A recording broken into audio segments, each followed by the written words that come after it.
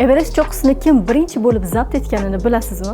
1953-yilda Edmund Hillary va Tenzing Norgay insoniyat tarixida birinchi marta Everest cho'qqisiga chiqishga muvaffaq bo'ldi. Bu nafaqat jasorat, balki to'g'ri jihozlar bilan ham bog'liq edi. Alpinizmda eng muhim narsa bu arqon, chunki tog'da har bir qadam xavfli.